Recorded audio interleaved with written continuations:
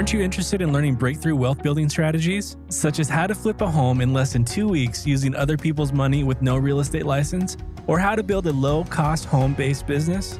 You can discover how to take passive income from any source and invest it into real estate, stocks, or business to become financially independent investing in any market with Residual Roads Business Institute.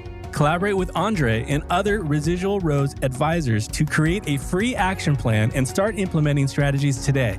Go to www.residualroads.com or email info@residualroads.com. Welcome to the Investing Uncensored podcast. You've been searching for different ways to become financially independent or generate passive income to live out your life's purpose as you've seen others do it, but need insight on how. Well, get excited because here you'll discover the tips and resources to fulfill that need. Andre Stewart has spent more than a decade successfully making it happen for himself and others. This is the Investing Uncensored podcast. And now here's your host, Andre Stewart. Welcome to another episode of Investing Uncensored. I'm your host, Andre Stewart. It's been a long time since I talked to you guys, so I wanted to hop on and finally give my thoughts on what's going on in the economy. You guys know I tore my Achilles, so I was kind of down for the count with that because I wasn't able to work out and things like that. And I'm also in the process of writing another book. And you know, if you read the first book, I wrote that book during the health crisis. You know, I don't want to get censored. And then I tore my Achilles and it made me want to write another book because I had more time. So that's going to be a good book as well. Look out for that one coming out. I don't want to give you the title or anything like that until it's ready to be published. But I think it's going to be a good book. You're going to like it. It's not real estate related, but it's still going to help change your life, in my opinion. So be on the lookout for that. But anyway, I wanted to talk to you guys about what's going on in the economy. You know, I time to time voice my opinion on what I think about that. And it hasn't been a lot lately that I felt was worthy of bringing it up. But layoffs and this post-health crisis labor force, I got to talk about it, man. In addition to that, I got to talk about what's going on in the global economy. It's a lot worse than people think. And you know how I always talk about mainstream media keeping things away from people. And they're doing it right now. If you guys don't know, which I'm pretty sure a lot of you don't, there was a coup taking place or trying to take place in Germany maybe 2 days ago. Today is December 8th. And that's crazy, right? That doesn't really happen if everything's going lovely as they try to make it out to be. But what makes this even crazier, that there was another one in Peru the next day.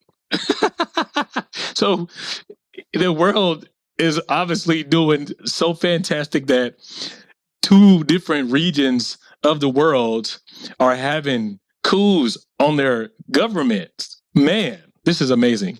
So you guys know I stopped talking about the economy and what was going on because now it's mainstream, right? Now you don't got to hear from me. And I told you all of this was going to happen and it's going to get worse. It's just going to continue to get worse. And them doing coups, I mean, Peru, I get it, right? Third world country. But Germany, oh man. So it's getting interesting out here. And I always say what you see happen in other countries tends to make its way toward the U.S. at some point in time. And I'm not saying we're going to have a coup, but I mean, January 6th happened. So it's not that far-fetched like it was before that happened. Like we could sit here and be like, it'll never happen in the U.S. Yeah, it kind of did. But anyway, this goes into what I'm going to talk about, the layoffs that are going on. All of this stuff is happening, not just in the U.S. We're actually a lot better off than a lot of other countries. So we're benefiting from the dollar being the reserve currency. So we haven't had the shit hit the fan here yet, but it's about to, because what people don't know, you know, they think that we only have $31 trillion in debt, which is a lot, you know, which is a lot considering 7 trillion of that just came out of nowhere in the last 2 years. But they discovered another $65 trillion in hidden debt in the foreign currency exchange market. And that goes back to like these companies and other countries need to borrow funds, and they borrow those funds at a higher rate. And obviously they use it from a different currency. So that's going on in the market as well. And no one's talking about that. So not only do we have 31 trillion, we have 65 trillion in debt. Where's the money going to come from, considering all the economies are slowing down? Yeah, I don't know. You guys tell me. It's interesting how this is all going to play out. And it's just the beginning. So people are out here talking about layoffs. I don't condone layoffs, but I understand layoffs. And you got to understand that there are going to be more to come if the economy is doing bad globally, and then inflation's super high, and they're trying to decrease inflation through raising interest rates. We talk about this all the time, so you guys know what happened with that. If you, as a business owner, have to choose between your company staying alive, and say you have 100,000 customers or 200,000 customers, if you have to choose between your company staying alive and say you have 2,000 employees and you got to fire, I don't know, 500. If you got to fire 500 or lay off 500 people to save maybe 150,000 customers, because you're going to lose some, and the other 1,500 employees, who are you going to lay off, right? You gotta lay off the 500. And out of that 500 that they lay off, do you think it makes sense to lay off someone who is very productive, or someone who is basically half-assing it? And you should have been fired them, but you didn't, because you had easy money coming in because interest rates were low. So you could afford to carry somebody because you were borrowing money from the bank, and then you were probably making revenue. And so you had 200,000 customers and growing to 250 or 300. So you could project out that your business was going to keep growing. But now that you can't do that, do you not think it makes sense to trim the fat? Or should you, I guess, pacify or like lose money or lose the 200,000 customers that you have and let the 2,000 people that you employed, all of you guys basically lose your jobs? The customers get to lose whatever service you provide. Does that make sense? So if I can trim the fat and let go of a bunch of people that I should have let go a long ass time ago, I'm going to lay some people off. And you got some of these CEOs out here that are saying, I can't believe this. I can't believe these CEOs are out here laying people off. Yeah, okay then. How about you take some money from your company and lend it to them so they can keep going and keep some of these sorry workers that they have employed? Like, people change. Like, if you have more money, think of it as your own household, right? If you had an additional $2,000 a month, are you going to care how much you go out to eat? Are you going to care about going out there and paying for like a 200, 300 pair of shoes? Like, you're not going to really care about it because you got the extra income. So you can do some, dumb stuff or spend on something that's not that important because you got more money coming in, right? You got a job. But if that money starts to dry up, and you start to, lose that discretionary income, or you lose your job, are you going to keep going out here and paying for a $200 pair of shoes? Or are you going to keep spending money on the restaurant that you can't afford? You're not going to do that because the easy money is not there for you to be able to do it. So these companies are doing this for the benefit of the customer. They're doing it for us. They're doing it for the consumer. They're doing it for the other 2,000 or 3,000 people that got to feed their family. You know what I mean? So like, yeah, I'm going to trim the head. I'm going to trim off like, 400 or 500 people to save 1,500, right? I'd rather lose 500 than to lose 2,000 people. So, this mainstream media or whoever these CEOs that are trying to, how I talk about people out here steering the narrative. Yeah, and it goes back to Elon Musk. The dude was bleeding $41 billion negative. Yeah, he should go in there and lay off 75% of the staff because they're not even needed. So he's supposed to carry, man, if I spend $40 billion on a company, and then I go in there and we negative $41 billion, and I got a bunch of staff who aren't doing anything, you damn right I'm gonna fire them. I should. Yeah, so now do I gotta go out of business just to make sure? So I don't eat. I'm not supposed to eat. I'm not supposed to take care of my family. Elon Musk got like 9 kids. I don't know if people know that. So he's not supposed to feed his 9 kids for the sake of some people that just come to work whenever they want to come to work, or they not working and not making the platform better. Man, yeah. So a lot of times people that don't have a business or never ran a business have ideas on how people should run their business. Okay, how about you go out there and hire one person first, manage that one person while you have a job, and see how hard that is. And then try to scale from 1 to 3 employees, and then come back and then see if you have that same opinion about why people are out here laying people off. So I think, don't go with the narrative of what people are saying about layoffs. Like if you want, look at Walmart, for instance. Walmart is sitting here saying they got to close some stores up because theft is really high. That goes back to some of the policies you heard me guys talk about before that the government did. The government's out here like, yo, you can steal up to $900 and it's not a big deal. Like you can get arrested if you get arrested, or we're going to slap you on the wrist. So even if you get arrested for $900, you're not going to get charged for it, right? It's a slap on the wrist. So yeah, okay then. Are we saying that it's okay to let people go in there if 200 or 300 people, or let's say 1,000, if 1,000 people go to Walmart and steal $900 worth of stuff, who is going to pay for that, right? Every company that, provides a service or sells a product, they probably have a loss prevention department. But yeah, you still don't just let $90,000 go out the window. You know what I mean? Like that would be crazy. So if you multiply that, because Walmart's huge, like it's like the biggest, I would say, wholesaler, because that's kind of what they do. It's like the biggest place to go and get discounted stuff. So you stealing from a discount store.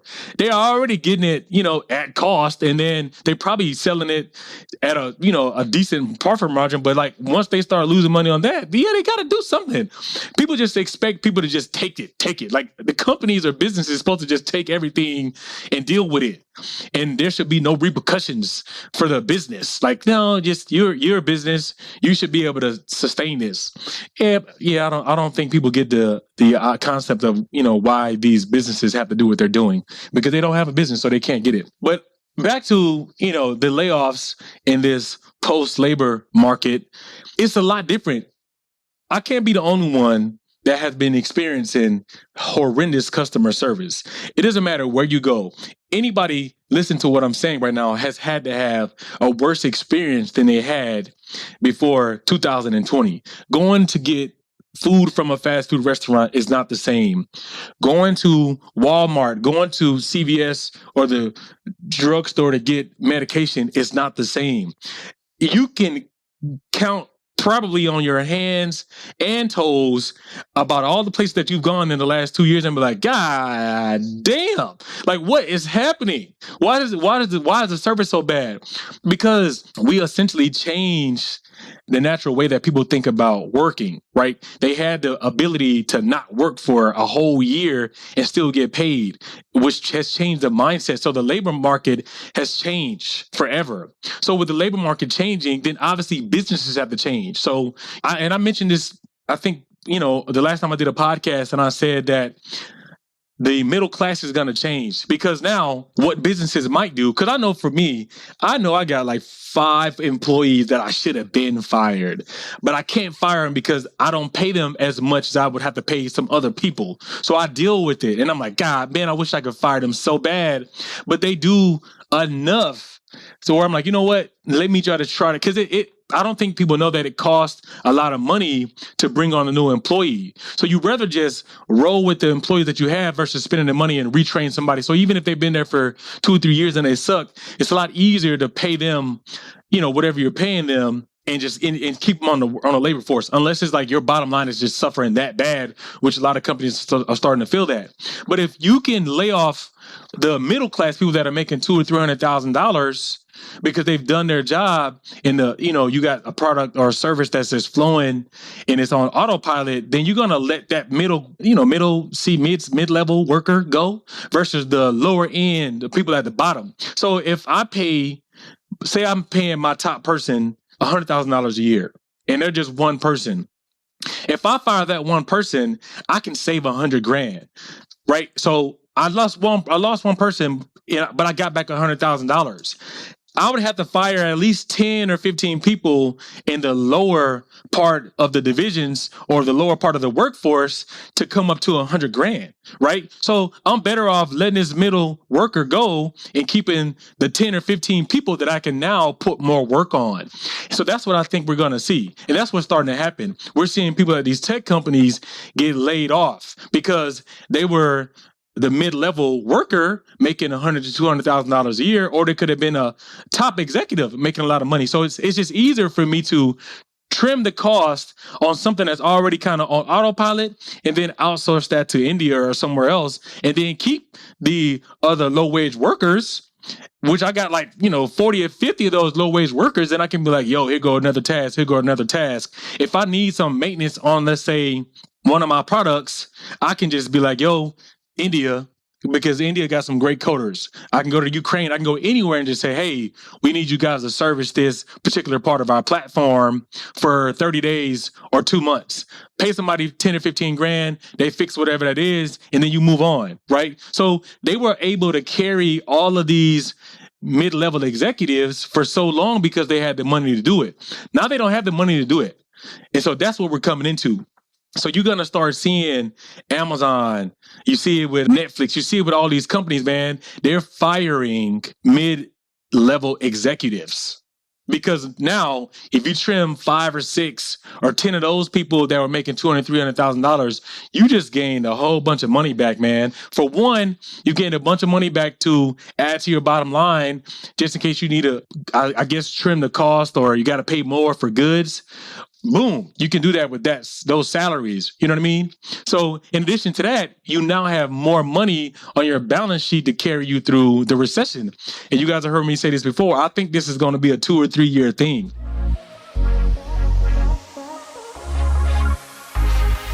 Have you ever thought to yourself, I wish I could get into real estate investing? You can change this as quickly or as slowly as you want to now. Imagine yourself networking and making new connections in real estate globally, or buying an investment property in a market or country that fits your needs. People do. They know what I'm talking about, and now you can too with InvestFar. Connect and join the network. Remote investing made safe and easy. So letting all those folks, being able to sell all that money is going to get you to the other side. And it ain't got anything to do with people or CEOs being cruel. It ain't being cruel, man. It's just looking out for the best interests of the consumer and everybody else and to keep that business around, because there's got to be some businesses out here that you guys love. And if they went out of business, you'd be sad about it. And so they're doing that for the sake of you guys, right? I mean, these CEOs and heads of these companies probably got enough money to walk away, but that's their passion and they love doing it. And also that's going to be a huge detriment to you guys. A CEO can quit and go on about his business and be fine, but what if he does that? And those 2,000 or 3,000 or 10,000 people that are in the lower income, what happens now, man? The cascading effect on that in the economy is going to be brutal. And you just hope those mid-level executives who did make a lot of money did save a lot of that money so they can weather this storm more than somebody in the lower income or somebody that's a low-level employee. So look at the narrative a lot different than the way you're looking at it, man. It's a different spectrum, man. When you're a business owner, you see things from a different lens. And so we're in the beginning of this, and I'm not saying that they're not going to come for these low-level jobs. It depends on how bad this recession gets, and the way it looks, it's going to get worse. And I think it's a 2 or 3 year thing. So if they're trimming the fat, and these are probably some good workers that are mid-level executives, but they're not needed anymore. And so they don't have the money to just be out here paying people just to be sitting at a desk or doing nothing, or even most of these people are working from home. So that's even more of a reason you don't even see them. So you don't even got any emotional connection to them. So it's a lot easier to just lay these people off. And that's kind of what's going on, man. These people are trying to make sure that these companies are still around in the next couple of years so you guys will be happy. So watch out for the narrative, man. And if I were you, I would probably pay attention to Walmart. I gave the example earlier of 1,000 people stealing from Walmart at $900. If you do the math on that, that's $900,000. And that could be one store. I don't know no business that can take a $900,000 hit every month. Or if you did, say, like I said, Walmart, everyone knows Walmart. You can go to Costa Rica, there's a Walmart.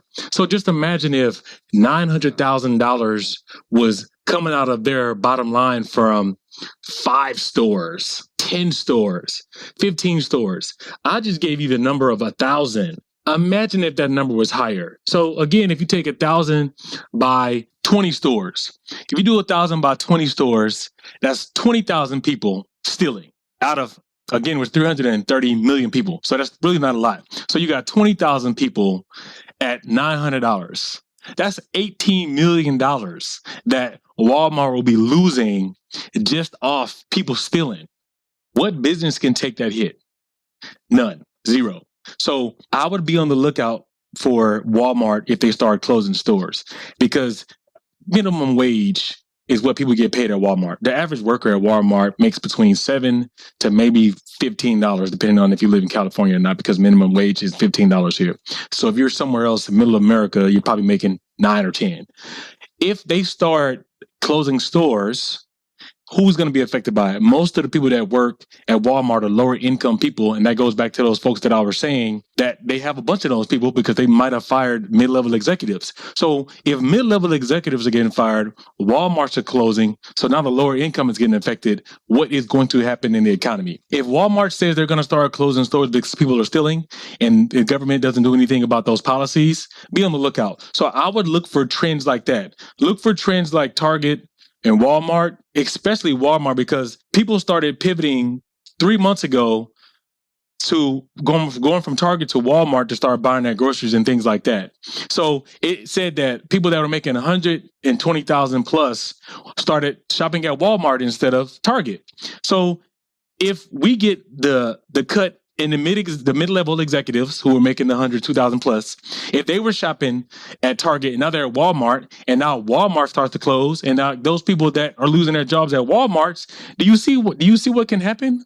Right? In addition to this, we have high inflation. So these are the kind of indicators that I'll be looking for if you guys are trying to figure out how to navigate in the next 2 or 3 years. So if Walmart just came out with this, I think it was 2 or 3 days ago where he just announced this. If the CEO of Walmart is saying this, it's because he's already projecting. He's already seeing the numbers. So if he's forecasting this, it's because he already knows. A CEO's job is to look into the future and know what's going on so that their business can sustain over the hump. Obviously, Walmart's Walmart, but they're obviously taking a big enough hit to where they got to start closing stores. I've never seen a Walmart have to start closing. I mean, Sears closed back in the day, but Sears is not Walmart. Walmart's Walmart, right? Everybody knows that. And so a lot of people don't like going there because they were going to Target, but now they can't afford to go there. So be on the lookout for if Walmart started closing stores, because if they're getting hit, like I said, 20,000, that's 1,000 people out of only 20 stores. And I know they're getting hit with more than 1,000 people stealing, for sure. So bottom line, I'm giving you guys indicators of things to be paying attention to that are like super obvious. I gave you guys about the debt crisis. So not only do we have 31 trillion, we now actually have close to $100 trillion with no businesses producing, and we're not getting any revenue coming in from the government, right? Because they obviously are over leveraged because they spent the $7 trillion. So where is the money going to come from? In all actuality, what's going to happen, they're going to print money again. That's just what they're going to do. I can't see it being no other way. They're going to start lowering rates again, probably in March or April. Or if they don't do that, then, man, hang on. And they already said they're going to slow up on doing a rate hike. So I don't see them going past June of next year before they start turning around on these rates and doing some kind of quantitative easing. But I wouldn't depend on that, right? I don't got a crystal ball. This is just me, thinking logical about, certain things. And what I would be doing if I were you, I'll be leveraging my network. You always hear the saying, your network is your net worth, which is true. You know what I mean? Like, I built my companies based off my network in the beginning, and then it started expanding. And even from there, I started, still building my network more and more. And so now my network is my net worth, which is my reach is now across seas. But the reason why I'm saying leverage your network is because those people might have other resources that you don't have. So, for example, Mel's been on my podcast before. You know, we do a lot of real estate deals together. He ran into someone who just got into real estate, but she's really good at what she does. And she has a network of people with a bunch of money. So she came to Mel with a bunch of deals that she couldn't move. Mel is good at what he does. I told you guys he's good at finding properties and getting rid of them. And so she had a couple properties. She lives in Alabama. He lives in Augusta. And so she found a property. Matter of fact, I bought one of them, and then she gave him like 15 other ones, and he sold those just like that. So after selling all those properties, you know, they just end up building a good relationship. And this is over the course of like 2 months that all this happened. And so she was like, you know what? I got a network of investors, or not even investors. I got a network of people that got a lot of money. And she's like, I'm thinking about trying to raise funds, and I want to be able to do that. But she's like, I don't know how. I wish I can figure out how to tap into these people with money. And he was like, you know, that's what I've done. That's what I do. And I, you know, still do it now. So he called me. She tapped into him. He tapped into me. He leveraged his resource. I told this man to start a fund and then create a second LLC that you guys can buy properties out of so that they have no connection. So you go out there and you raise $200,000 or $300,000 or $400,000, and then you use another LLC and you go out there and buy properties and you leverage hard money, which would be me, the lender, to where you only got to put 10 or 15% down to flip properties. If you have a fund over here where you have $300,000 or $400,000 with a couple of investors and you say, hey, I guarantee you a 20% return over the course of a year, and you only need 10 or 15% down to put on a house. If you're buying a property in Augusta or Alabama that's only $80,000 or $100,000, you only got to put down 10 or 15 grand. So here you are with 10 or 15 grand, and you get the rehab included in these loans that we do for you guys, and you got a $500,000 sitting over here. How many properties can you do with $500,000 and you only putting down 10 or 15 grand? And you only got to give these people a 20% return. Of course, these people that are in this fund are going to say yes. If they give you $100,000 a piece and they're getting 20% return annually on that, of course they're going to say yeah. You can do one deal and pay those people per the quarter. I mean, because if you do $4,000 a quarter to each of those people, yeah, if you do one deal and you make 35 grand, yeah, that's one deal where you just now paid all the investors and you can keep on flipping, because you only got to essentially at most write them a check for $5,000 every 4 months.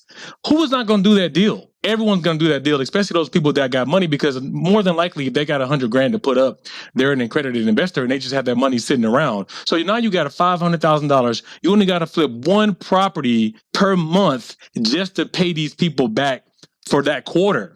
You're going to flip way more houses than one house to be able to pay them back. So if you got all this money and you flipping 5 or 6 houses and you only got to use one house to pay them, that's a win-win. So I told him, this is what you guys do. Create a, let's say, Jim Bob fund, and then you create Jim Bob Properties, LLC, and then you flip those properties to pay them their return. So both of those are shielded. Now you got 2 businesses that you can use for tax advantages. And then, I mean, it's just money that you have available. So if someone can, even if they got $200,000 or $300,000, $400,000, that's just way too much. They wouldn't even know what to do with it. But if they just went out here and raised $200,000, which is going to be easy for them, they're going to do this. They're going to kill it. So who wins? She wins. He wins. The investors win. I win because they're going to come to me to get those loans. You see what I mean? So this is my example of saying leveraging your network. And that's just one example. I can give you 1,000 reasons on why you need to go out there and leverage your network, but you know your network better than I do. So I'm just giving you some tips for what I do as far as, you know, tapping into my network, and then also how I'm looking at the economy and how I'm moving through my business and helping some of my clients move through their business. But guys, I'll be leveraging my network, because you don't want to be left holding the bag when this goes the way it's going, right? So if you go back, and I've said it before, if you go back and listen to some of my podcasts, you can kind of see, man, and it's also mainstream now. So it ain't like it's just me that's saying this. So you got so many people that are saying this. Listen, pay attention. So you come in and listen to this podcast for a reason. So listen to what I'm saying and pay attention. And then you go out there and do that, man. Leverage your network so you're not in a situation in a year from now where you mess around and lose your job out of nowhere. And you're like, oh, what am I going to do? So do it now if you still have a job. If you don't have a job, then you need to really be doing it, because the economy still, I guess, what some would call decent. Some people still have a decent amount of savings in their account. So if you do that, start leveraging your network now, man. Start doing wholesale if you know how to do that. Pick up the real estate investing diet and learn how to wholesale from that book. We're still buying properties. I know a huge hedge fund that are still buying properties all throughout the U.S. So there's one or two people, I would say, as funds that are still buying properties if it meets their criteria. So guys, leverage your network, man. Leverage your network. Go out there, tap into people, and it's not got to be raising money per se, but it's first trying to line up another job or helping them with something that you have a skill set. You need to understand what your expertise is. And once you understand what your expertise is, because everyone has one, because we're still alive and we've done jobs and we've done different things. Everyone doesn't always know the same thing as another person. So we all have our own expertise. So you can leverage your network using your own expertise and provide value to whoever you come in contact with or that's in your network. So figure out how to do that, man. And I swear to God, it'll make sure you get through this coming economic cycle, and then you might come out on the other end a millionaire, or you might come out on the other end better than you were when you went in because you started providing value to more than one person. Because if you do it and it works out with this one person in your network, they're going to tell their person, they're going to tell someone. It's just going to keep going. It's a snowball effect. So guys, man, go out here, leverage your network and take advantage of the opportunities that are coming and the opportunities you have right now. All right, guys, take care. See you in the next episode. Aren't you ready to start a business or grow your real estate investing portfolio? If you answered yes, allow Andre and the expert advisors at the Residual Roads Business Institute to fast track and put you on a path to full-time investing. The greatest transfer of wealth in our lifetime is occurring over the next few years, and you can take advantage if you know what to look for. In order to be successful at real estate investing, you need to learn how to leverage your current resources to generate quick money, big money, and retirement money. Let Residual Roads advisors craft a plan to get you through these phases using little or no money in 6 months or less. Don't wait for a job. Create one for yourself and others. Go to residualroads.com for mentorship, and for our free course, go to residualroads.thinkific.com.